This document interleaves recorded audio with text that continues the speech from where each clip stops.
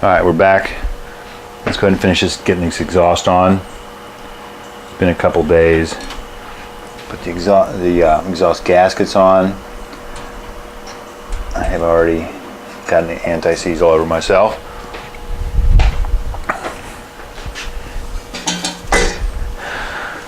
I did take this header or exhaust, whatever you want to call it, and blast it and paint it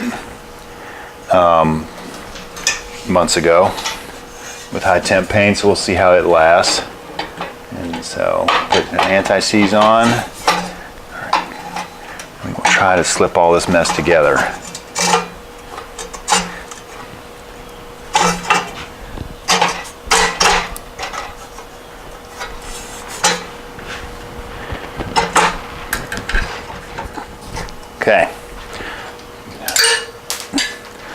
Okay, we're putting on the exhaust. Won't bore you with too much. Anti-seize, these same copper nuts, and we'll buzz this on, and then hand tighten everything with. All right, so we're going to tackle this oil cooler once again, and I did a little research, and apparently there was, of course, this is internet research, so take it with a grain of salt, but apparently in the later cars, there was a problem where something would crack here. I don't know if this boss, whatever held this on, would crack. So later cars, they, and I don't know, I think 67 up, I'm not sure, they soft mounted the oil coolers. And since this is a 10 of 67 oil cooler, I'd call that a 68, and apparently the early ones didn't have this tab on the top. So I perused the internet and tried to figure out what on earth was going on here. But so there's a tab on the top of the oil cooler that has an M6 like threaded nutsert kind of thing that floats. So apparently this bolt rubber washer and special washer. Oh yeah, don't let me forget. Okay, so this is stuff I got directly from Porsche. I went and looked around and did some research and looked at some different diagrams, and what I found out was, once I called Porsche or Stoddard Imported Cars, said, hey, I don't really know what's going on here. So he sent me another diagram, and it showed what I think all the parts I needed. So what I did is I went from different parts diagrams, and that's the earlier one there. It doesn't really show that breakdown. But what he did is he faxed me, or actually emailed me, another little better diagram and showed all these parts. So I highlighted everything, wrote down a list of what I wanted a quote for, and sent it to him. He sent me the quote for all the parts, and that is what that's what I ordered. I mean, I probably paid way too much for some of these parts, but I'm pretty sure I got all the right stuff. The biggest deal being these O-rings right here. This is what actually soft mounts. This is what clamps the oil cooler to the block, and I went ahead and ordered the seals they specified. You know, kind of looked the same as what I had, but you know, for a couple bucks, let's just make sure. So, got all these parts, and now we will go ahead and try to figure out from the diagram how to get this installed the proper way. And actually, the nuts that it showed, they're just nylon lock nuts, but it doesn't really say that in the diagram. I mean, these were like pennies, so I went ahead and played the safe bet and ordered everything that it showed in the whole breakdown, and including the only one thing I was short was this number 6 bushing right here. That thing had to come from Germany, and there was no size given. So a little later on, we will make that ourselves to get this thing put back together and buttoned up. So we'll start by putting the oil cooler seals in. They just drop in. Put a little bit of oil on them. And I want to make sure they fit in the cooler. They fit pretty well. So we'll get those in. Then we will get around the studs on each side. Two of those big O-rings fit in. They fit on these studs on the cooler right here. Let me go ahead and pop those open. So these are essentially just really fat rubber O-rings. One goes there, one goes on each side there, and then the cooler drops down on there.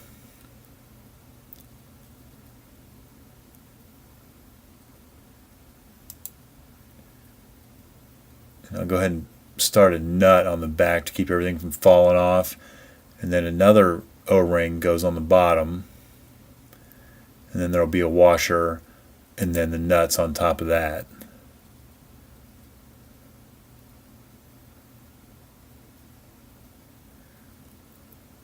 Kind of like that, and that's what holds it all together, and that's what keeps everything kind of floating on there. So apparently nothing's stressed and it won't crack and vibrate too much. So let's get that all put together, and we'll bring you back here in just a second. So I got one nut on here and the washer and all that. This one over here at the cylinder is going to be a pain, so I'm going to go ahead and roll the engine over.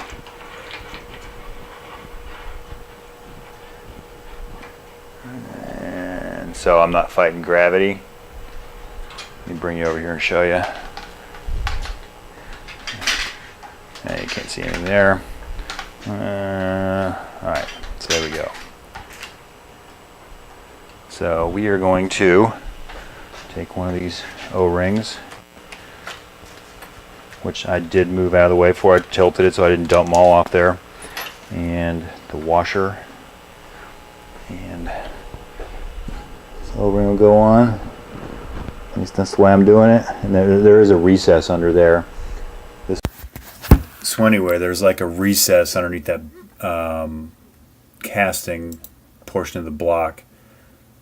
O-ring goes on there, washer goes on there, and then the lock nut goes on there. And of course you can only see my hands, but we'll get that stuff started. And of course it's like a million turns with a wrench to get that stuff pulled down. So I'm going to get that down sort of snug but not super tight, and then we'll adjust it later on once we get it a little bit snug, and then we'll roll the engine over. Actually, what I'm showing you here, my drain plug was pretty hammered, so while I had to order parts from Porsche and pay for the shipping, etc., I went ahead and got a new one. And that thing is it's more round than I'd like.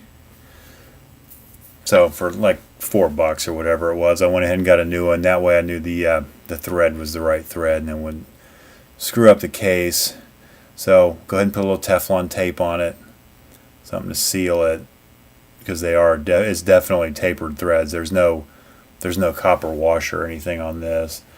So we'll get some Teflon tape on there, and we'll get that thing screwed in the case while we're doing all this. Because I'll start adding some oil in here. I don't want it running out. And that is just a plain old, good old 19 millimeter. So now we'll get that tightened on, and we will go to the next step.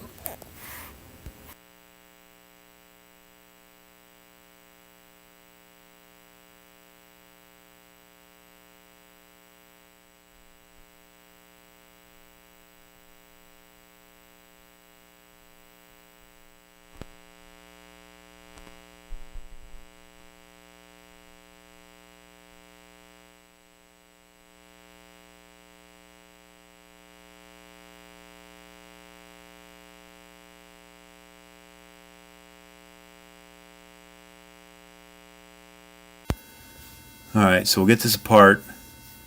This bushing number 6 is one that was not available, or was only available from Germany, and I didn't feel like waiting that long.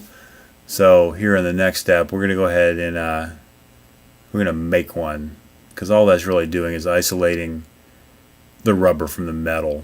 So it's nothing super special. Just don't know the size, so I just find something that fits. All right, that bushing is pretty close, but it's a little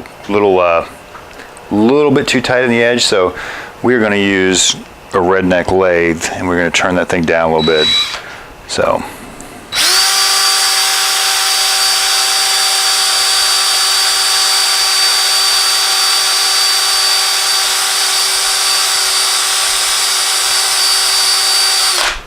All right, so that is too long, so we're going to do a redneck parting tool here in just a second. Let me get that together. All right, here's our redneck lathe. I have safety glasses. How this is going to work. This could be bad.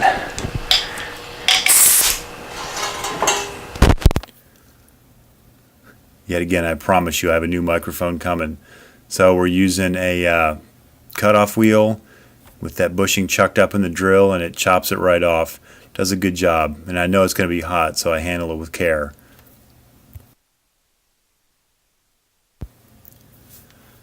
Alright, let's test fit this bushing in the into the oil cooler. We have the one of the rubber O-rings under there.